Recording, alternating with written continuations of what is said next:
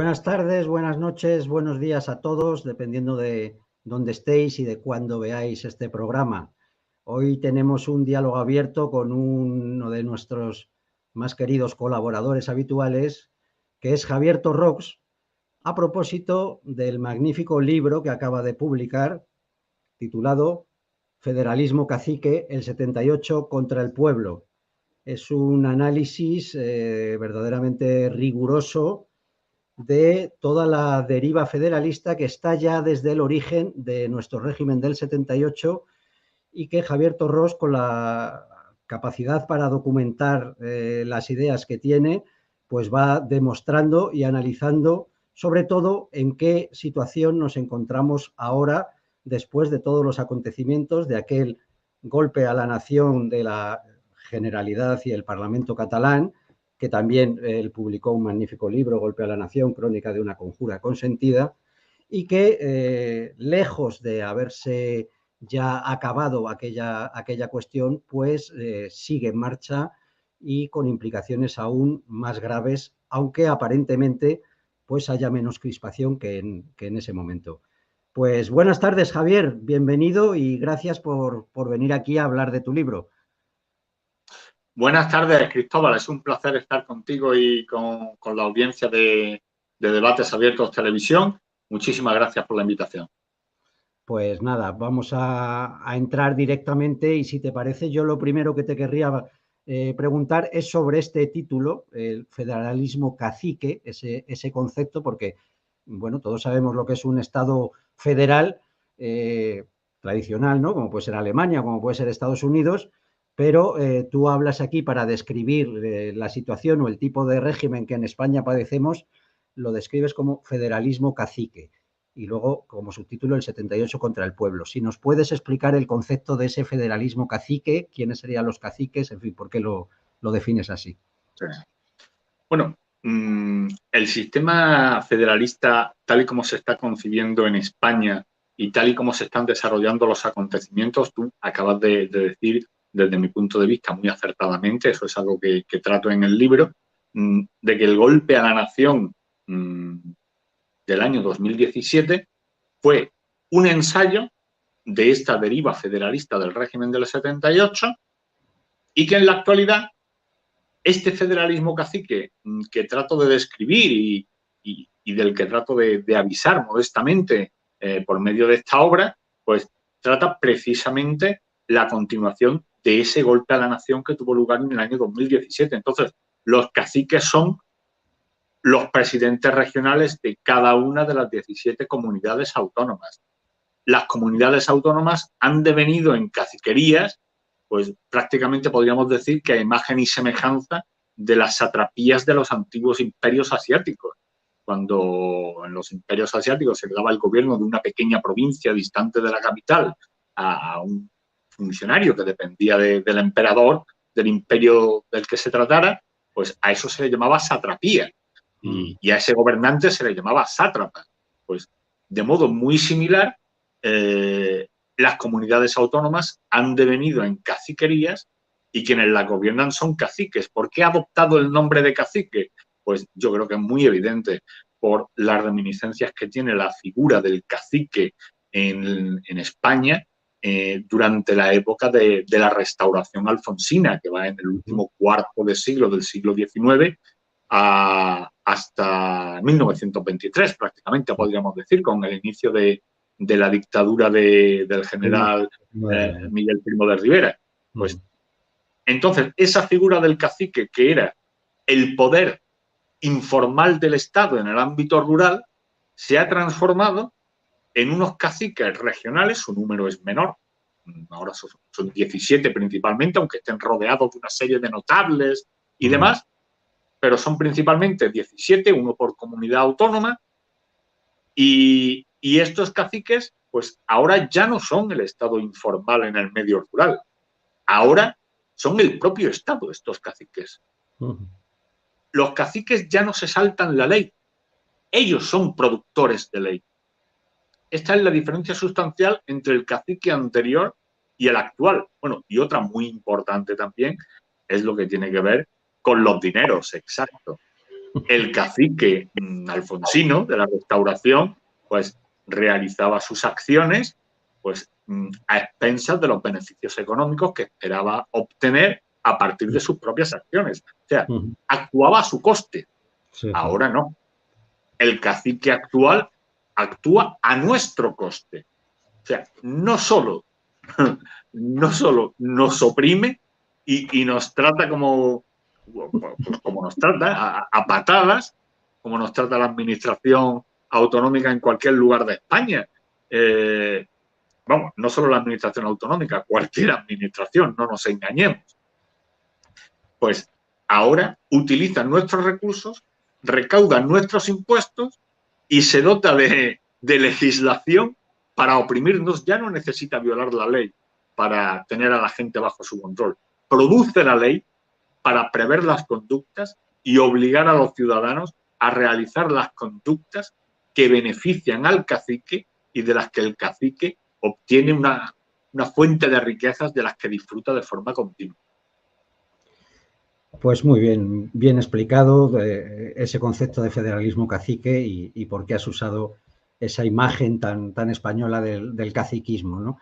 Hay otra cuestión que es, mucha gente considera que ya el estado de las autonomías de facto es un sistema federal, porque de hecho hay estados federales cuyos estados federales tienen menos competencias de las que tienen ahora mismo las comunidades autónomas. Vemos que aquí está transferida la educación, está transferida la sanidad, tienen policía, o sea, fuerzas y cuerpos de seguridad propios, tienen la justicia, algunos tienen la gestión penitenciaria, la Hacienda.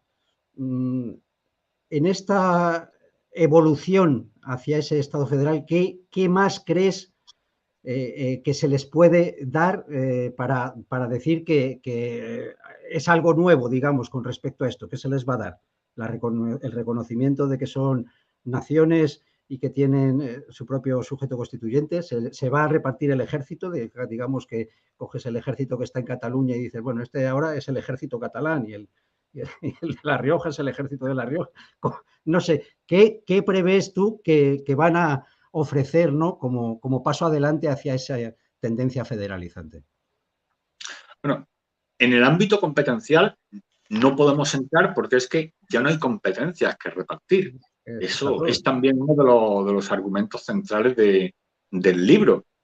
Después de 4 décadas y media, 45 años de régimen del 78 y sistema autonómico, durante todas estas décadas se han repartido, la administración central ha repartido el Estado como si fuera un botín particular, un patrimonio particular del gobierno, de la Moncloa. Pero ya han agotado todo lo repartible. Ya no queda botín que repartir. Entonces, lo único que queda por repartir es la nación, lo político. Y esos son los despojos que se disponen a repartir.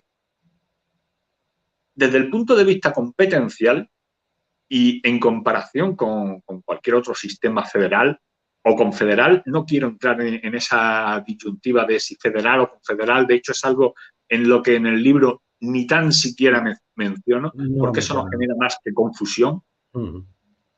Y yo creo que lo ideal es irnos al meollo de la cuestión, que es, no se trata de una cuestión competencial.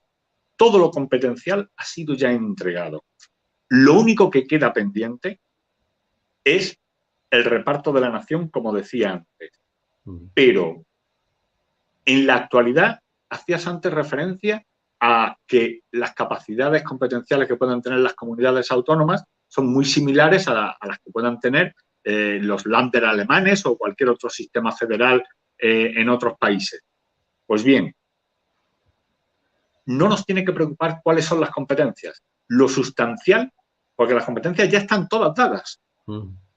Si nos vamos a la resolución política del Congreso del PSOE del año 1976, que fue el primer congreso que celebró el PSOE en España tras la muerte de Franco, en esa resolución política el PSOE defiende que España se constituya en una República Federal de Trabajadores y da una serie de hechos, de organización, describe cuál debe ser la organización del Estado, de ese eventual Estado federal español. Pues bien, si repasas, si uno coge ese documento, observa todas y cada una de los puntos con los que quieren organizar España como, con un modelo federal, solo falta un punto para cumplir absolutamente todos. El sistema autonómico ha dado cumplimiento a todos esos puntos que esperaba el PSOE, con los que esperaba el PSOE constituir España en un Estado federal, salvo uno. El único que falta es el de dar referéndum de autodeterminación a lo que el PSOE llamaba ya nacionalidades y regiones, porque esta, Cristóbal, es otra cuestión esencial. El sintagma nacionalidades y regiones es un sintagma genuinamente PSOE. Exacto, y justo era la pregunta que te iba a hacer ahora, porque en el libro, como digo, está muy documentado también en los hechos históricos que han ido sucediendo, y entonces tú nos cuentas cómo se coló eso en la Constitución y por obra y gracia sobre todo del PSOE, cómo entró ese artículo 2, ¿no? Donde, lo voy a leer un momentito, ese artículo 2, la Constitución se fundamenta en la indisoluble unidad de la nación española, patria común e indivisible de todos los españoles, y reconoce y garantiza el derecho a la autonomía de las nacionalidades y regiones que la integran y la solidaridad entre todas ellas. Es decir, que todo proviene desde el origen, como ya pensadores políticos de distinto signo, tanto algunos de derechas como otros de izquierdas, como García Trevijano, que iba por otra vía y tal, ya advirtieron que estaba este principio disolutivo de la nación española estaba ya en la misma Constitución. Cuéntanos un poco de aunque no vamos a entrar en cada uno de los detalles que narras en tu libro, ¿no? que se lo recomiendo a todo el mundo que lo lea para realmente documentarse y que vea que esto no es algo que se haya improvisado ahora o que haya ocurrido por casualidad, en fin, por los avatares, sino que ya estaba en el mismo origen de la Constitución española. Cuéntanos un poco todo lo que has investigado sobre ese asunto. Sí, pues efectivamente, esta expresión en el artículo 2 de la Constitución podríamos decir, vamos, yo la describo en el libro como la quinta columna del federalismo en el mismo corazón de la Constitución, porque esa es la realidad, es la quinta columna del federalismo. A partir de este sintagma, de esta expresión, devienen absolutamente todos los males políticos de España de los últimos 45 años. Esta desestabilización constante de España, este proceso de atomización constante, como si España, el destino final de España fuera atomizarse en pequeñas regiones que se constituyen en naciones para posteriormente constituirse en estados y luego eventualmente e hipotéticamente federarse para dar lugar otra vez a España, pues todo ese proceso, todo eso está sintetizado en esa expresión de nacionalidades y regiones. Porque cuando habla de que la nación está integrada de nacionalidades, lo que está es insinuando, sin llegar a afirmar, que la nacionalidad es equiparable a la nación, cuando en realidad la nacionalidad es la cualidad del miembro de la nación, de la comunidad nacional. O sea, en nuestro pasaporte tenemos una nacionalidad, no tenemos varias. Cuando la Constitución habla de nacionalidades en plural, pues dígame usted cuáles son esas nacionalidades. Y si existen, ¿dónde están esos pasaportes? ¿Dónde están esas embajadas? ¿Dónde están esas relaciones internacionales? ¿Dónde están esos estados? No. Solo puede haber una nación y esa es una característica esencial de las naciones políticas, que es su singularidad. Porque allí donde hay más de una nación, hay más de un derecho. Y si hay más de un derecho, amigo mío, ahí hay un conflicto. Y ese conflicto va a tener que resolverse. Y el único modo de resolverlo es que uno de los dos derechos derrote al otro, se enfrenten ambos y que uno se imponga al otro y destruya al otro. Porque el derecho no tiene tregua, el derecho no da tregua.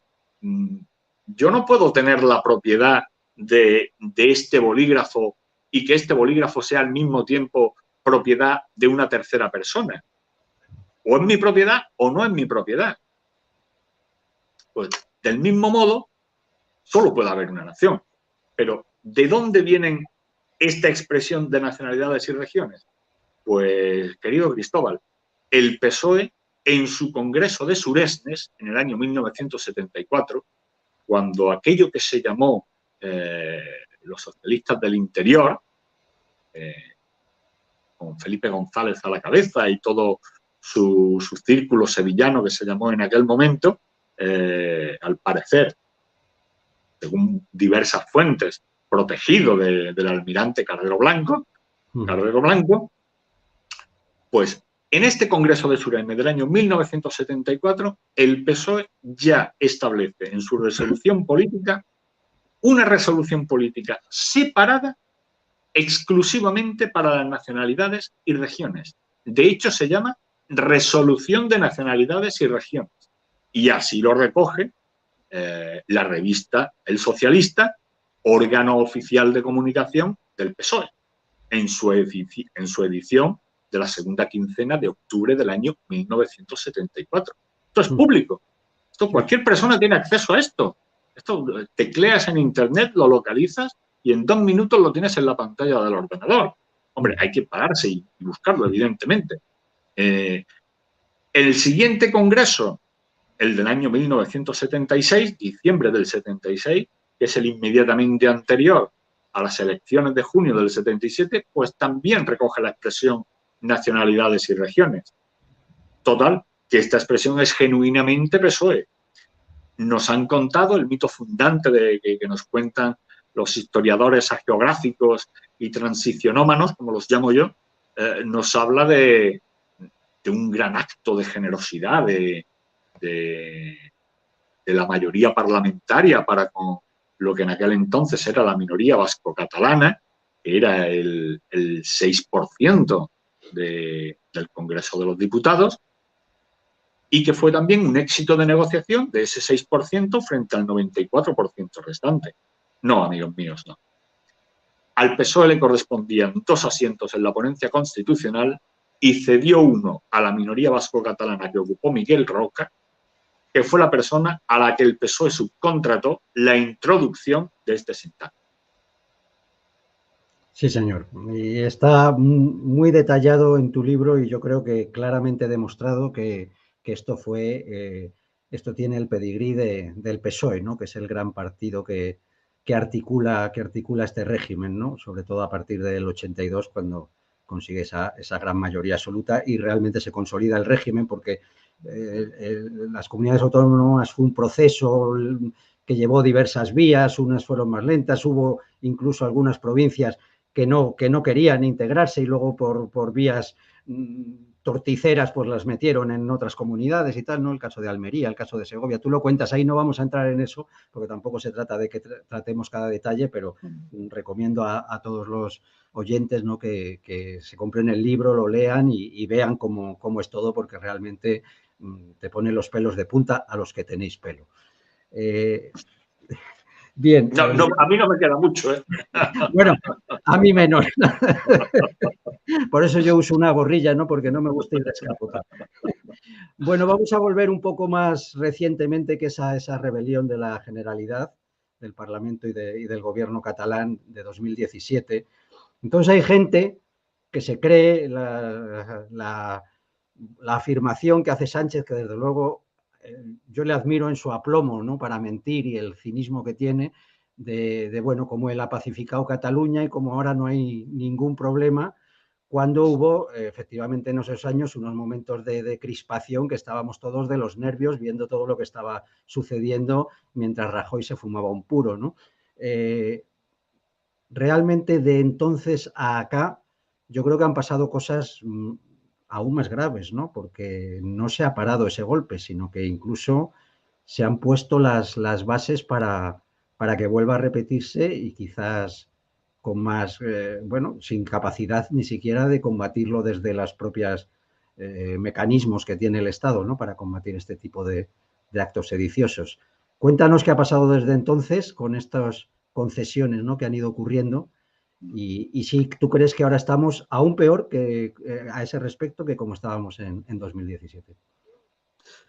Yo creo que el riesgo es mucho mayor al que teníamos en el año 2017, porque en el año 2017 el peligro estaba concentrado exclusivamente en Cataluña y en estos momentos, al ver el resto de separatistas en toda España, que no solo no sucede nada cuando te rebelas contra la nación española en el golpe a la nación que realizó la Generalidad de Cataluña mediante sus dos instituciones, el gobierno regional y el Parlamento regional catalán, que actuaron en unidad de poder, como cuento en Golpe a la Nación. Desde entonces a la actualidad no se ha realizado ni una sola acción, ni una sola modificación de la legislación para impedir que este golpe a la nación que dio la Generalidad de Cataluña pueda reiterarse. Esto es, en este momento, la Generalidad de Cataluña mantiene exactamente la misma capacidad de acción que tenía en 2017 para reiterar el golpe. No hay absolutamente nada en este momento que pueda impedir la reiteración del golpe. Del mismo modo, tampoco hay nada en este momento que pueda impedir la imitación de este golpe en el País Vasco, por ejemplo. Si en unas eventuales próximas elecciones regionales en el País Vasco obtuviera el gobierno Bildu, ETA, como acaba de reconocer Zapatero en una entrevista hace escasas horas, pues nos podríamos encontrar con que no solo ETA estaría en el gobierno, sino que dispone de capacidad de acción política para realizar un nuevo golpe a la nación. Se ha eliminado el delito por el que los rebeldes fueron condenados. Ese delito ya no existe. Los condenados por sedición, que es el delito que ya no existe, han sido indultados. El hecho de que hayan sido indultados es quizá uno de los más graves, porque implica también a la jefatura del Estado, porque fue el rey quien firmó esos indultos. Ahí se produjo un conflicto entre dos poderes del Estado y el gobierno se enfrentó al Poder Judicial. El Poder Judicial dijo que no daba su conformidad como tribunal sentenciador. El Tribunal Supremo no daba su conformidad a los indultos y el rey desobedeció a la Constitución para obedecer al gobierno. El rey no tenía que firmar esos indultos, pero muy equivocadamente alguien debió aconsejarle, o prescindo de que alguien le aconsejara o le dejara de aconsejar. El rey fue quien realizó la acción, él es el responsable. El rey firmó los indultos sin tener que haberlos firmado porque existía un conflicto entre dos poderes del Estado y él tomó partido por uno de esos poderes. Esto es algo que comentó también el abogado Jorge Sánchez de Castro, también colaborador de Debates Abiertos Televisión en más de una ocasión. Y bueno, él fue el primero que observó este hecho, que fue el rey quien tomó partido por uno de los dos poderes del Estado mientras existía un conflicto entre dos poderes del Estado. Claro. Entonces, sí, discúlpame, por favor. No, que digo que con eso derrochó el crédito que había ganado en aquel famoso discurso cuando todo el levantamiento, ¿no?, de la Generalidad. Sí. Todo el capital político que acumuló el rey el 3 de octubre de 2017 lo dilapidó en el acto de firmar los indultos a los convictos por sedición. Lo dilapidó por completo.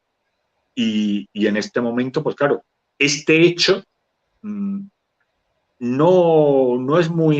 da muy buenas sensaciones de cara a las acciones federalizantes que estamos viendo y que están teniendo lugar, Cristóbal. Sí, efectivamente, esas acciones federalizantes, bueno, tú en el libro has creado también un concepto que es el ciclo cacique, ¿no?, que sería esta ir federalizando España, ir diluyendo el sujeto constituyente, o sea, la nación española, va por fases, ¿no? Y entonces cuéntanos un poco esas fases y en qué situación estaríamos ahora, en cuál fase después de todo lo sucedido en 2017. Sí, pues el ciclo cacique se compone básicamente de 3 fases. Una primera autonomista, una segunda nacionalista y una tercera separatista. La autonomista concluyó a principios de los años 80, que consistía en instigar a todas las regiones españolas a constituirse en comunidades autónomas.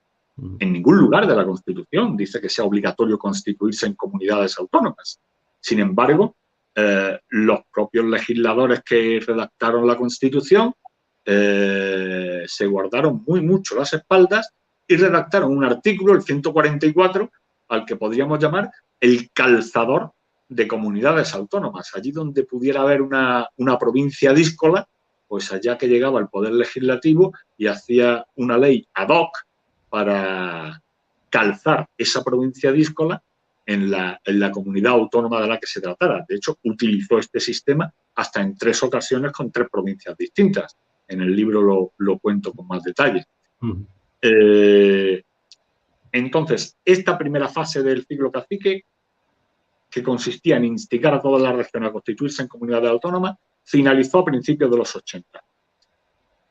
La siguiente fase es la fase nacionalista, que consiste en que las distintas comunidades autónomas ya se van convirtiendo en lo que podríamos llamar caciquería, aunque bueno, esto de llamarlo caciquería es una convención, pero avanzan en el proceso nacionalista, y esto ya sí que puede ser medido de forma objetiva, mediante una serie de reformas que realizan las distintas comunidades autónomas en sus estatutos de autonomía. En el libro expongo cuáles son estas reformas, qué comunidades autónomas lo han hecho, cómo lo han hecho y demás. Ten en cuenta, Cristóbal, que tenemos 17 comunidades autónomas más 2 ciudades autónomas. Sin embargo, hemos aprobado ya, en España se han aprobado ya 26 estatutos de autonomía a los que se le han realizado 85 reformas estatutarias. Todo esto son leyes orgánicas, ¿eh? O sea, cada vez que se cambia una coma en un estatuto de autonomía, eso es una ley orgánica que tiene que ser aprobada por la mayoría absoluta del Congreso de los Diputados y del Senado. Esto es otra cosa a la que también llamo en el libro, lo llamo legislarrea, porque es una forma de profusión legislativa que es algo realmente impresionante. Están todo el día, cada vez que tienen una ocurrencia, vamos a hacer una ley. Sí, sí. Hay una ley para cada ocurrencia. Todo lo arreglan con leyes, es maravilloso. Sí. Tenemos 17 parlamentos más el nacional, pues produciendo leyes. Yo por eso siempre digo, aparte de que hay que derrocar a la partitocracia, que lo primero que hay que hacer es abolir leyes. Sí, derogar leyes. Que hay que derogar leyes. ¿Cuántas leyes podemos deshacernos de ellas? Estoy totalmente de acuerdo. Cada día 5 o 10 leyes anuladas. Bien. Sí, totalmente de acuerdo. Pues en el ciclo cacique, esta parte nacionalista, que puede ser medida de forma objetiva mediante el análisis de las distintas reformas estatutarias que han tenido lugar y a la que se han ido uniendo distintas comunidades autónomas, el 82% ya se ha unido a esta fase nacionalista, y en la última etapa, el último estadio del ciclo cacique es el separatista, el periodo separatista. Mi tesis es que el golpe a la nación que describo en mi anterior libro, de la rebelión de la Generalidad del año 2017, fue un ensayo de este ciclo separatista, de este periodo separatista, perdón, del ciclo cacique. Cataluña ha estado siempre en la vanguardia de todo este proceso federalizante. En el libro también cuento que también fue la Generalidad de Cataluña la primera institución regional recuperada en un formato que se le llamó preautonómico. Pero las preautonomías fueron posteriores.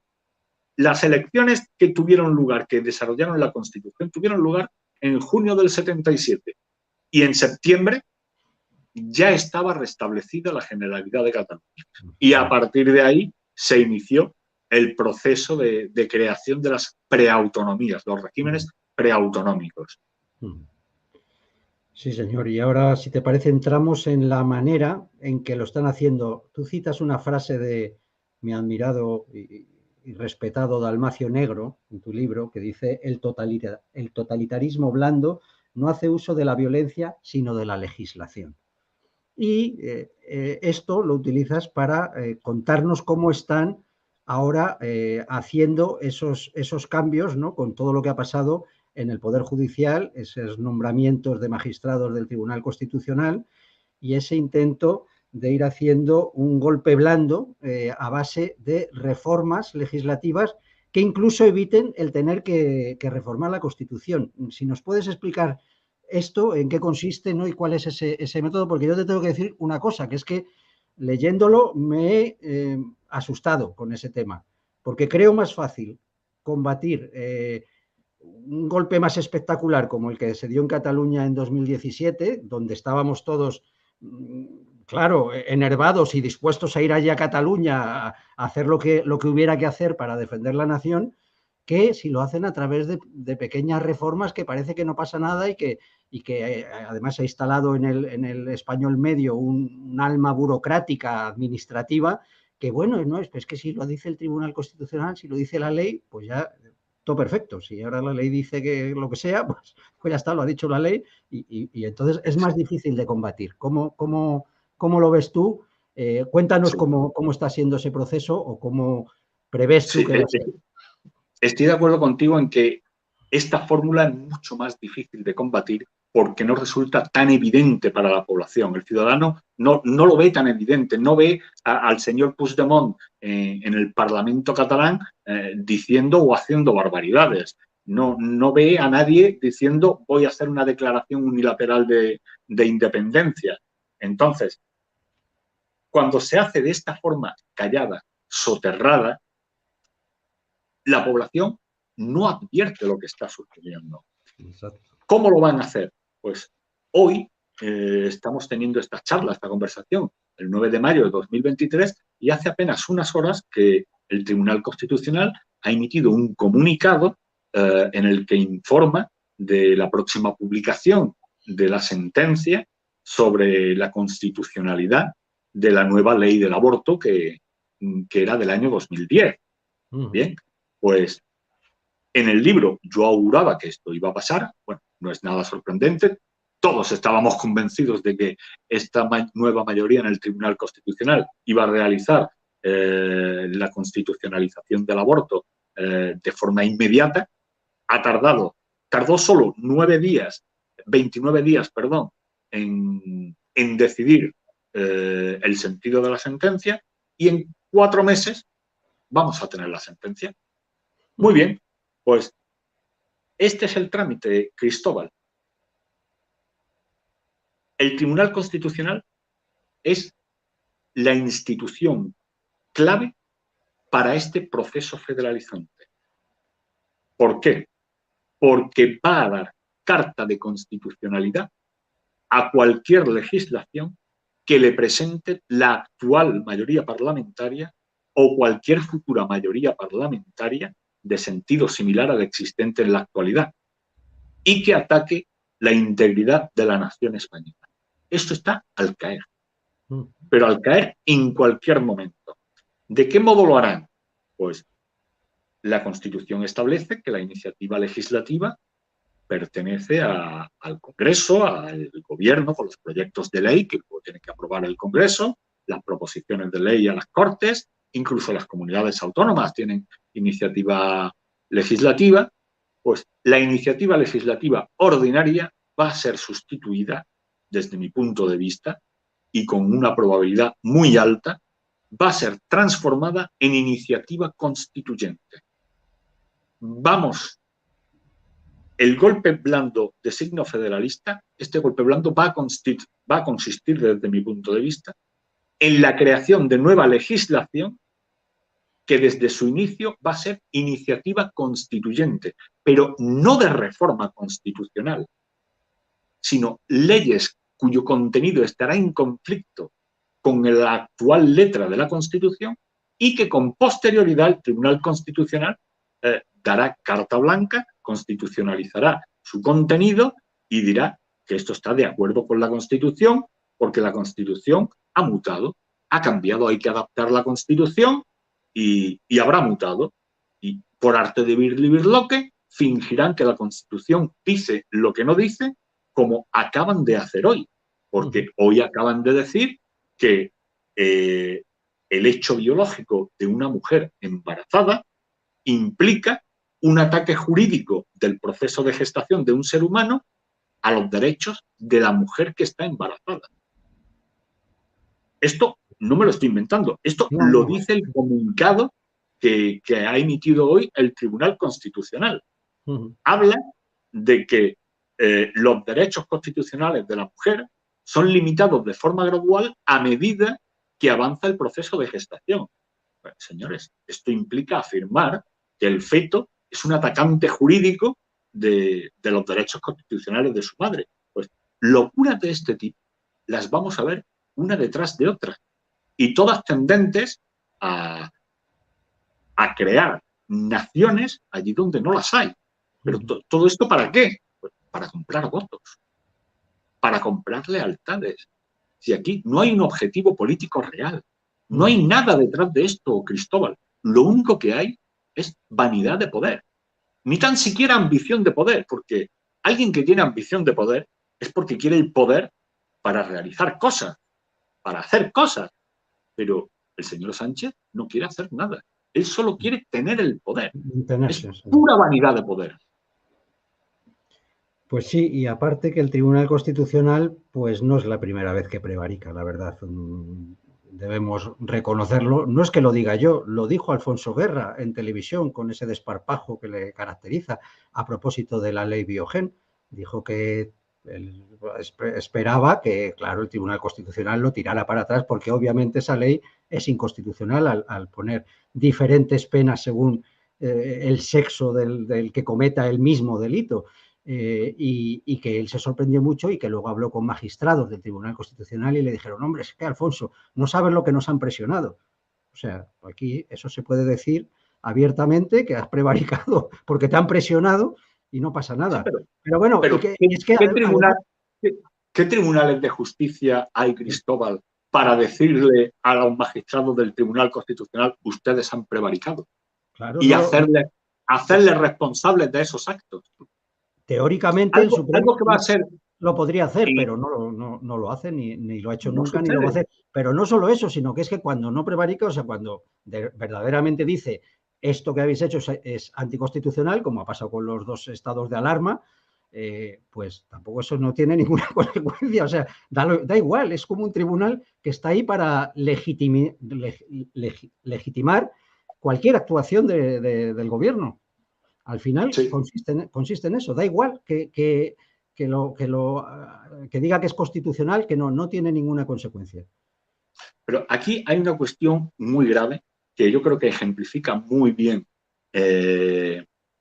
lo que trataba de exponer anteriormente sobre cómo va a actuar el Tribunal Constitucional en este proceso federalizante, y está perfectamente redactado en 2 líneas en el comunicado que ha emitido el Tribunal Constitucional, porque este comunicado no solo habla del contenido de la sentencia sobre el aborto, que ha adoptado la mayoría del Colegio de la Curia Constitucional, sino que también habla del voto particular que van a emitir 4 de sus magistrados.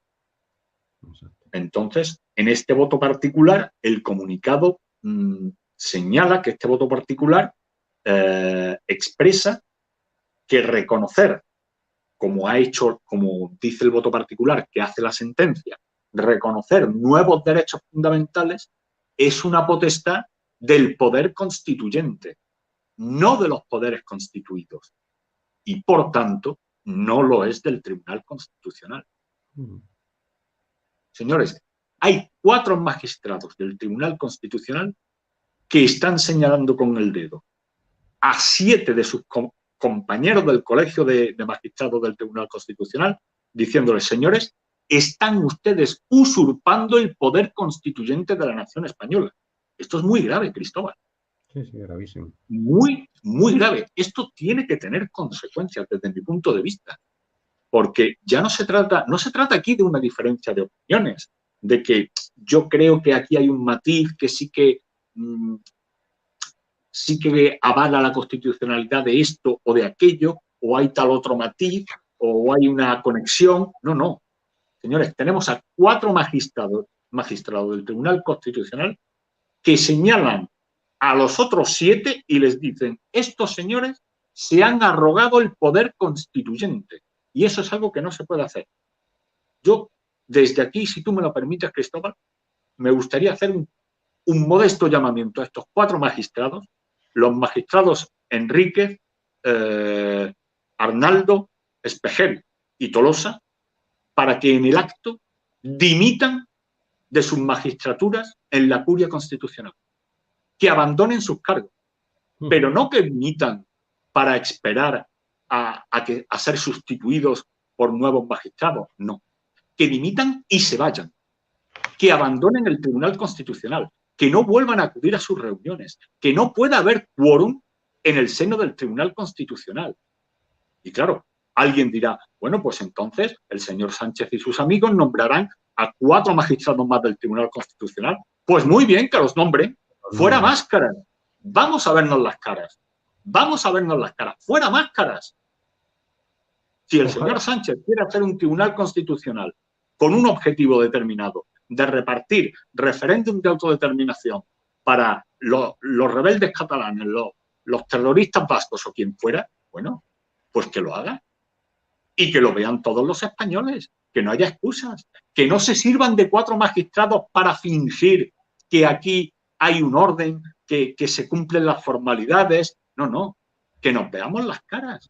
Fuera máscaras. Dimitan ustedes, váyanse, pero no mañana, háganlo hoy. Pues, Javier, ojalá te escuchen, pero la verdad soy escéptico porque, Yo también. con lo que estamos viendo, pues bueno, es además algo que tratas en tu libro, ¿no? Que qué fuerza podría detener toda esta deriva. Y claro, sabemos quiénes lo podrían detener. Por un lado, el rey, que ya hemos analizado cómo ha dilapidado, ¿no? ese crédito que había conseguido por su actuación en octubre. Y luego, firmando los indultos, lo ha dilapidado. Y el otro poder que lo podría detener, esto, o por lo menos combatir, es claramente el Poder Judicial.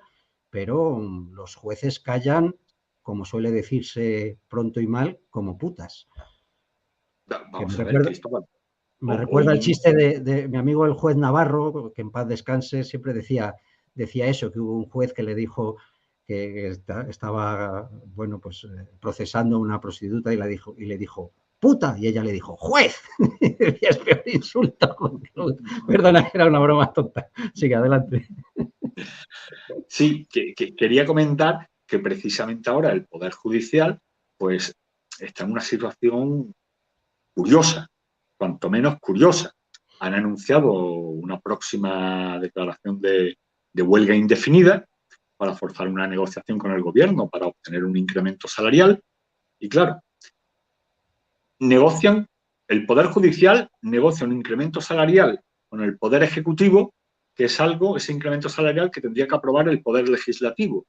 Y al mismo tiempo estamos en una situación en la que hasta 4 sentencias del Tribunal Constitucional han dado por probado que los poderes ejecutivo y legislativo han violado la Constitución. Sin embargo, los 2 colectivos que piden este incremento salarial al Ejecutivo y que lo apruebe el Legislativo, jueces y fiscales, son los que tendrían que investigar a estos 2 poderes del Estado por haber violado la Constitución.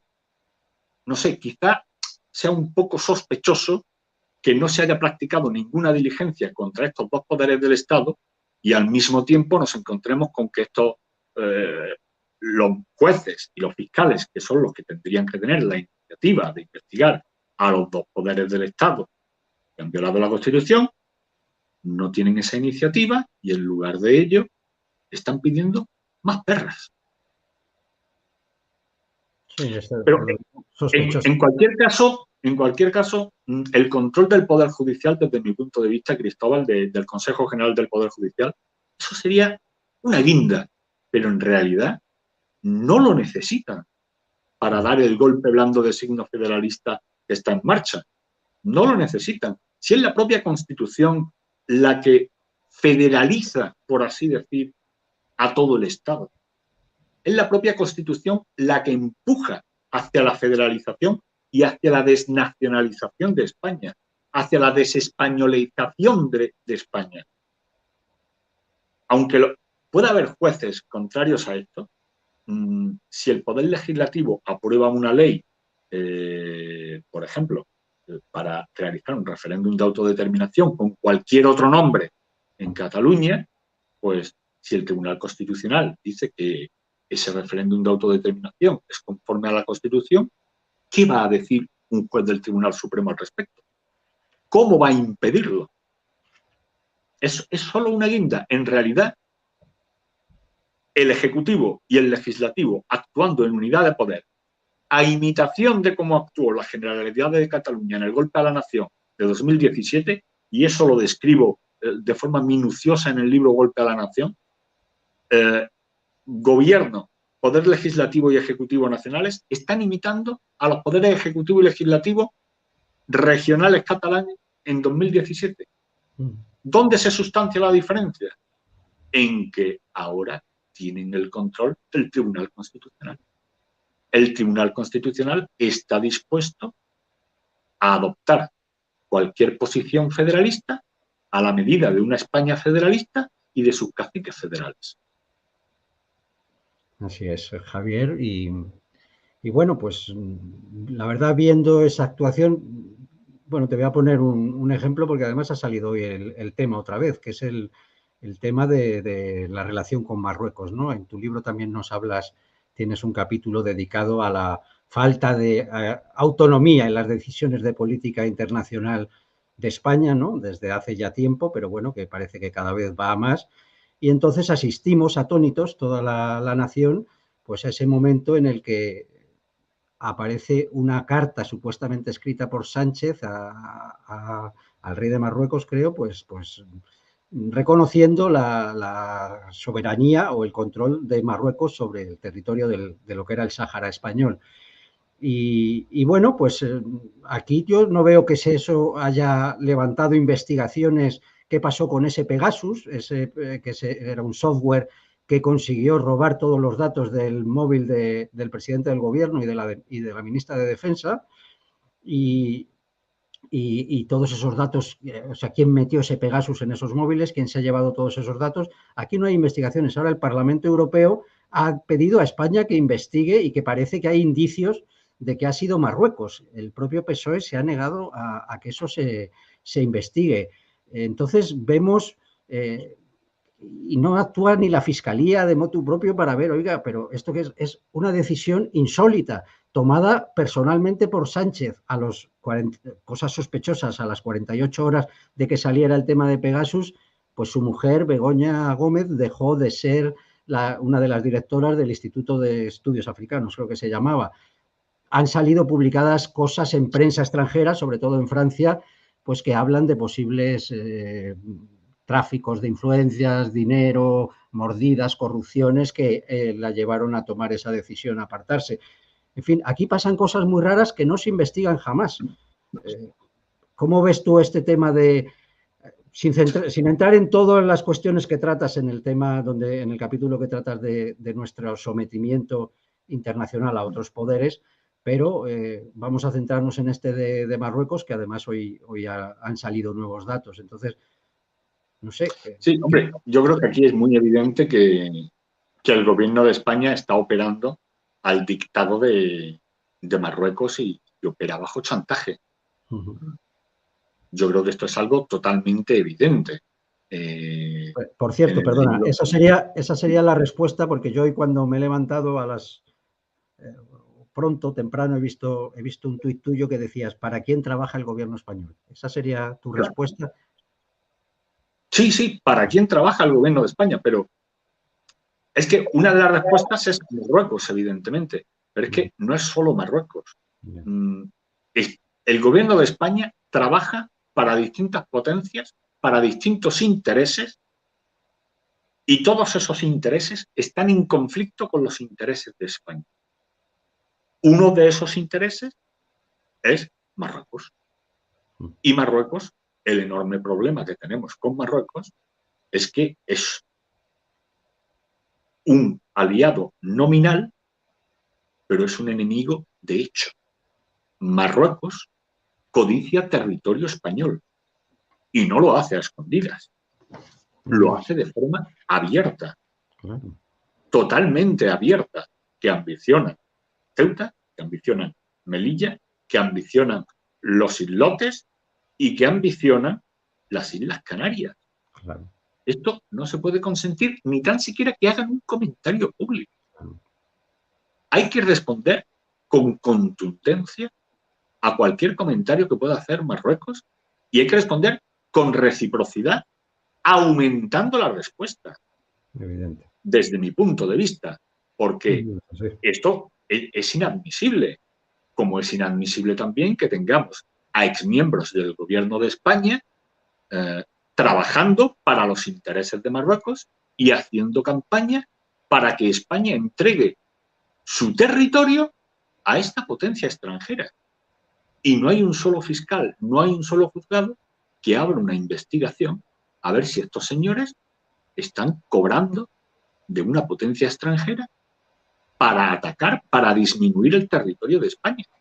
Vamos, a mí me parece algo escandaloso que esto esté sucediendo con absoluta normalidad, porque no sé qué opinarás tú, Cristóbal, pero yo dudo mucho, por ejemplo, que la señora María Antonia Trujillo, exministra de Vivienda con el gobierno del señor Rodríguez Zapatero, realice todas estas declaraciones de forma gratuita, que lo haga gratis. No, evidentemente no.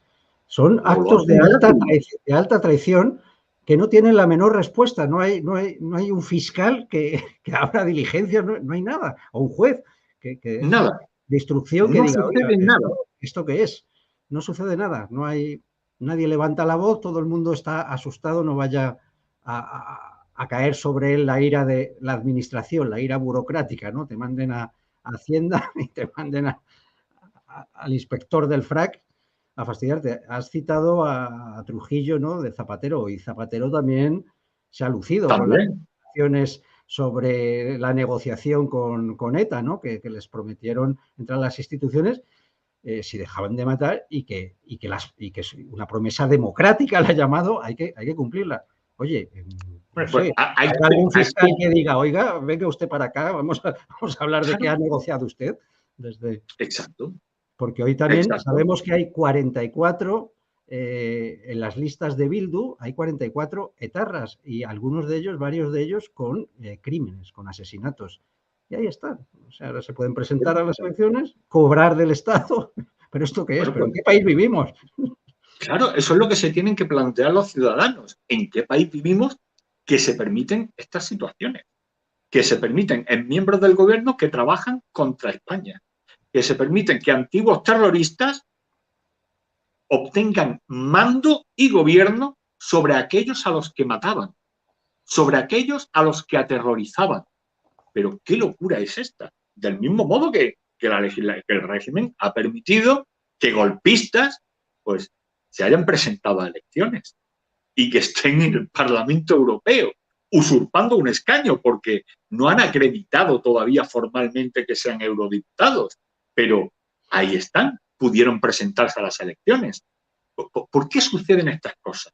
Yo, al final del libro, planteo una serie de preguntas que yo me pregunto, ¿todo esto sucede solo? Porque yo creo que nada sucede solo. Lucrecio, de Rerum Natura, decía que nada proviene de la nada.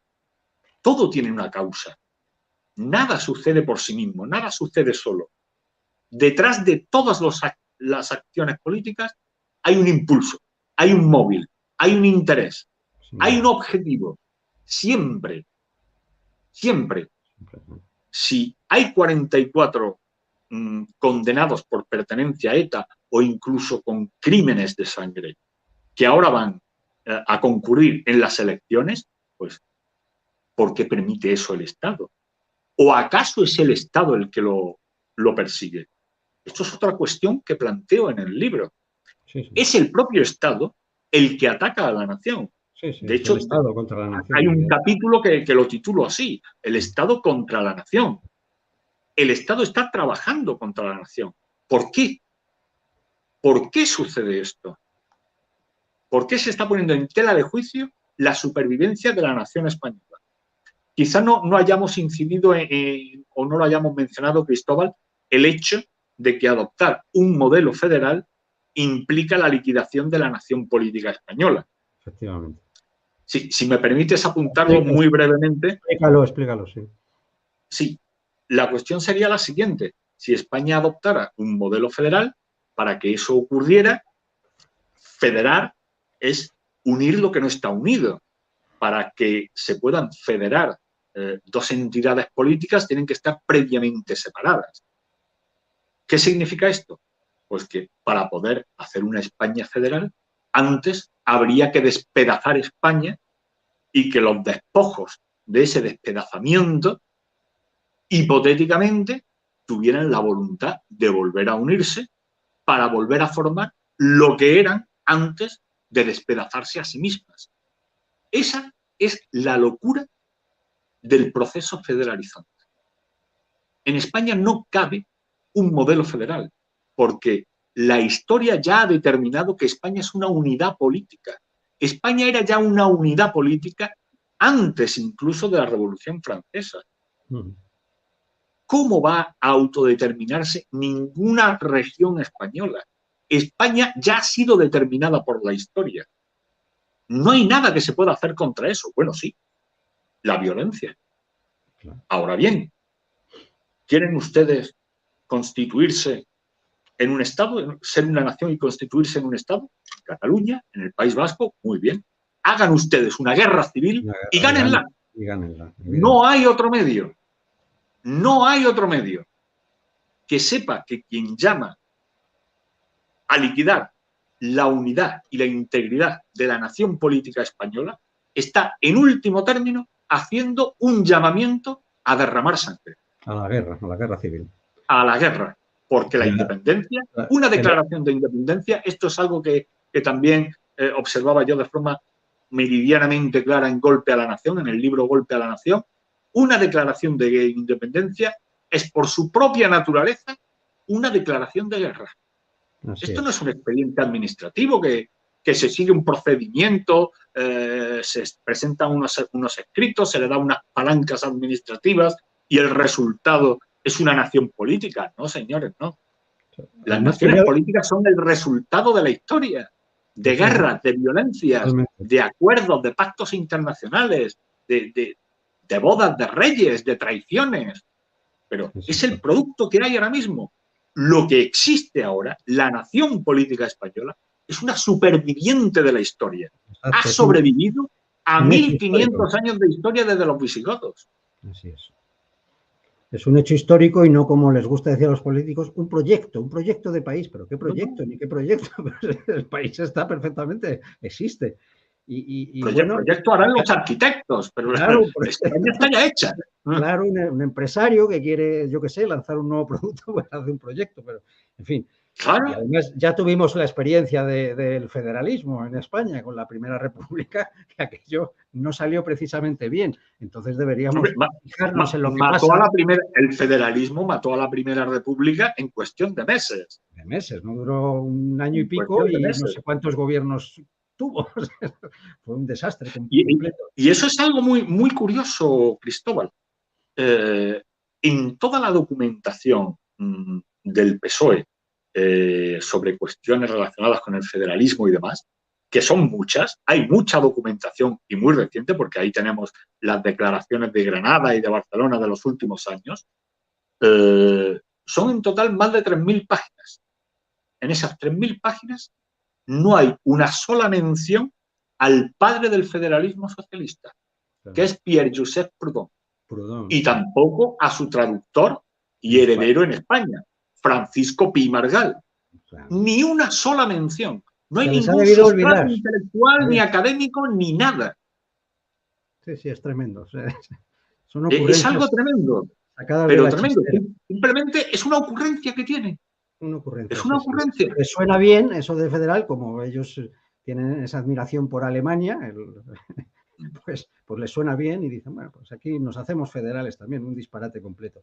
Sí, sí. Javier, Y llevamos bueno, una... y una nota para escépticos me gustaría añadir, Cristóbal, porque claro, un razonable escepticismo siempre invita a dudar de las cosas y a plantearse, bueno, pero esto de verdad es así. ¿Está exagerando este libro con estas cosas que nos está contando? Pues me gustaría dar un indicio de hasta qué punto han llegado las cosas. El pasado mes de febrero, la presidenta del Poder Legislativo, Meritxell Batet, presentó junto al exministro de Sanidad, Salvador Illa, en Barcelona, un libro editado por la Fundación Rafael Campalans bajo el título El futuro es federal. El futuro es federal. Muy bien.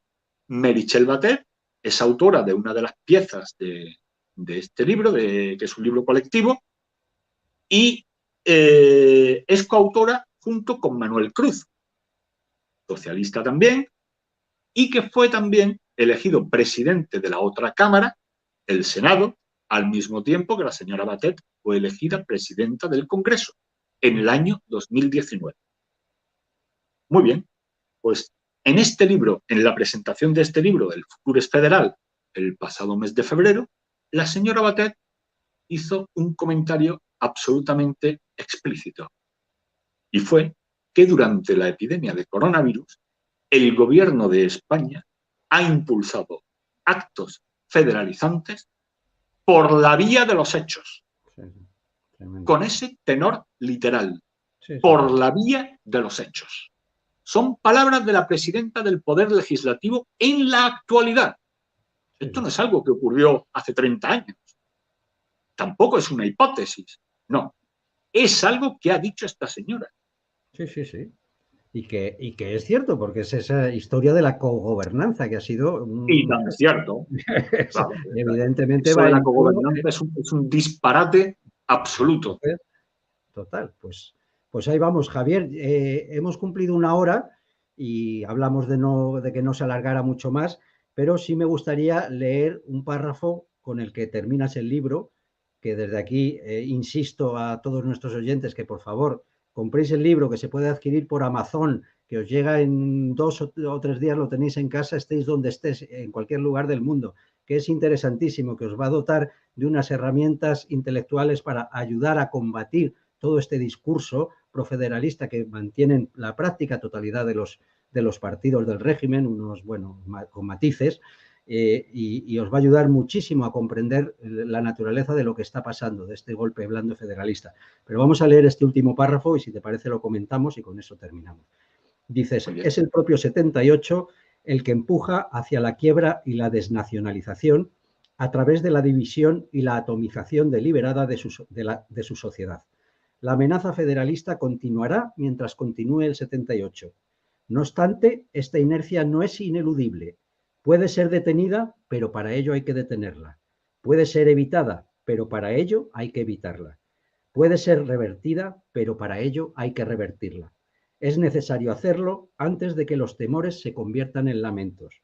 El régimen desemboca en dos extremos opuestos mediante los que fuerza a todos los ciudadanos a una postrera elección. ¿España o el 78? Bien, tú y yo elegimos España, Javier, pero Sin ¿cómo lo duda. hacemos? ¿Cómo lo hacemos? ¿Es legítimo levantarse contra este régimen, llegados a este punto? Bueno, pues yo creo que no solo es legítimo, sino que es un deber moral el ser contrario a este régimen, rebelarnos contra él y en la medida de nuestras posibilidades impulsar de este modo una reacción en alguna facción de las actuales élites políticas españolas o económicas en algún lugar, que alguien pueda tomar la antorcha de esa rebelión para traer algo nuevo, dotarnos de nuevas salvaguardas y asegurar la libertad política de todos los españoles a través de la unidad y la integridad nacional. Porque no olvidemos que el mantenimiento de la integridad nacional no es un capricho, no, no es algo que sea del viva España y del abrazarse a símbolos de forma como quien se pone un pin en la solapa. No, no se trata de eso. Se trata de que la existencia de la nación política es la salvaguarda última de los españoles, porque es de la nación política de la que emana todo el ordenamiento jurídico. Todas y cada una de las libertades y derechos de los ciudadanos emana de sí misma, de la nación. Sin nación estamos desamparados. Sin nación no hay protección ni a las libertades ni a los derechos. Todo sería conflicto. Mencionaba antes Cristóbal la convulsa Primera República, cuando la Revolución Cantonal. ¿Por qué se produce la Revolución Cantonal y los enfrentamientos de poblaciones que se constituyen en naciones y le declaran la guerra al pueblo vecino que también se había constituido en nación? Claro, porque al ser naciones, cada una de ellas se dota de su propio sujeto constituyente y cada una de ellas se dota de su propio derecho y cada una de ellas se dota a sí misma de una fuerza coercitiva para pugnar con el derecho vecino para imponer el propio. Ese es el desastre de liquidar la nación española. Y eso no es algo que alguien auguraría de forma hipotética, no. Es que es el resultado político. Es el resultado político. Si despedazas una nación, van a surgir ambiciones por todas partes. En cada uno de esos pedazos, de forma interna, van a surgir ambiciones dentro de cada uno de esos pedazos de esa España atomizada. Y al mismo tiempo, cada una de esas regiones atomizadas va a entrar en conflicto con todas las demás para tener la hegemonía sobre las demás. O sea, sería una acumulación de conflictos intestinos colosal, pero colosal. Un desastre absoluto. Y si es el propio 78 el que nos empuja federalizante hacia esta situación, esa es la razón por la que termino el libro mostrándole al lector todo esto, el sistema actual, lo tenemos que cambiar. Porque si no lo cambiamos, esto va a continuar, no se va a detener. Que el señor Sánchez pueda desaparecer eventualmente del gobierno en el futuro, eso da igual. Porque es el 78 el que empuja federalizante. Todo este proceso de federalización se puede ralentizar o acelerar, pero no detener. Así es. Por eso la elección última es o España o el 78. O mantenemos el 78, que sigue federalizante, o elegimos España y su unidad nacional para dotarnos de nuevas salvaguardas con libertad política para todos los españoles. Pues muchísimas gracias, Javier, y gracias por todo el trabajo que estás haciendo, ese tiempo que te lleva de documentarte, escribir los libros, luego difundirlos. Yo, por favor, os pido otra vez más que lo compréis y que lo comentáis, que difundáis esta entrevista. A los que tienen canales que se ven mucho más que este, por favor, los de la Junta Democrática, amigo Rubén Gisbert, lleva a Javier Torrós, hazle una entrevista. Esto está totalmente en la línea de lo que defendéis. A otros canales, los de Demos, los que sean, quien sea, llevad a Javier Torrós, por favor, ayudadle, porque realmente merece que este esfuerzo que ha hecho sea recompensado, porque este libro es magnífico. Es un libro muy serio, muy bien escrito, muy riguroso en todo lo que afirma, y realmente es gravísima la situación en la que estamos y no puede ser que estas cosas pasen desapercibidas y que estemos atentos, qué sé yo, a que han quitado Sálvame o a cualquier tontería. Esto es fundamental y, por favor, pido a otros canales que le lleven y que se difunda y que ojalá este libro se convierta en el libro más vendido en Amazon de tema político. Javier, muchísimas gracias por todo y no te quito más tiempo. Y ya te llamaré para próximos programas porque ya sabes que siempre eres muy bienvenido aquí por tu gran capacidad de análisis. Pues así muchas gracias, Cristóbal, por la invitación y por tus muy amables palabras. Muchas gracias. Totalmente de corazón y sinceras, y el libro me lo he leído en una semana y lo he disfrutado muchísimo. Bueno, lo he sufrido realmente porque te enerva ir leyendo, ¿no?, en manos de quien estamos, pero he disfrutado el que haya alguien que al menos sea capaz de señalarlo, ¿no?, y con claridad y con rigor, sin decir exageraciones ni tonterías. Así que muchas gracias por eso y por todo el trabajo. Y también muchas gracias a los que habéis estado ahí, ayudadnos a difundir, colaborad con este canal, suscribíos, dad me gusta, compartid los vídeos y vamos a ver si entre todos conseguimos detener esta deriva y bueno, pues hacer que España realmente ocupe el lugar que por historia y por importancia geopolítica, geoestratégica, pues le corresponde. Gracias a todos y nos vemos próximamente. Bueno, este jueves nos vemos, que tenemos un programa sobre inteligencia artificial. Ya lo pasaré por redes para que estéis avisados. Será el jueves a las 8 de la tarde, hora española. Y bueno, traemos a 2 especialistas en inteligencia artificial que nos van a contar un poco de qué va todo esto y qué peligros tiene.